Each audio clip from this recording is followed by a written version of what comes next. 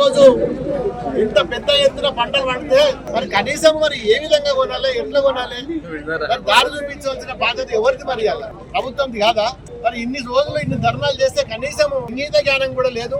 రేపటి వరకల్లా అన్ని కొనుగోలు కేంద్రాలల్లో స్టార్ట్ చేసి అన్ని గ్రామాలల్లో పిఎస్సిఎస్ గానీ ఐకేపీ కేంద్రాలలో గానీ వెంటనే ధాన్యాన్ని లేపకపోతే మరి పెద్ద ఎత్తున నియోజకవర్గంలో ఉన్న ప్రతి గ్రామం నుంచి ప్రతి రైతు కూడా హైదరాబాద్ కు వచ్చి సెక్రటరియట్ ను ముఖ్యమంత్రి కార్యాలయాన్ని కూడా ముట్టడిస్తాం. మీకు ఎట్లాగో నూకలు చెల్లినాయి.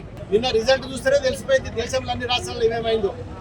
ఇప్పటికైనా బుద్ధి తెచ్చుకోండి. ఇప్పటికైనా రైతులను కాపాడుండ్రి. రైతుల శ్రమించి ఆరుగాళ్ళు పెట్టుబడి పెట్టుకొని రోడ్డు మీదకి వచ్చి వడగల్ల వాన పడతా అని చెప్పి మరి వాతావరణ నిపుణులు చెప్తున్నారు. వారు భయంతో ఉన్నారు. మరి కోట్ల రూపాయల పంట నష్టపోతుంది కాబట్టి మరి ఇప్పటికైనా రేపటి నుంచి మరి జిల్లా అధికారులు మరి అన్ని కేంద్రాలలో రేపటికల్లా మూవ్మెంట్ స్టార్ట్ కాకపోతే మరి రైతులతోటి కలెక్టర్ ఆఫీసును ముట్టడిస్తా. రేపు ఇదే సమయానికి సిద్దిపేట కలెక్టర్ ఆఫీస్ కు నేను తప్పకుండా పోయి కలెక్టర్లను నిలదీస్తామని చెప్పి ఈ సందర్భంగా మరి హెచ్చరిస్తున్నాను.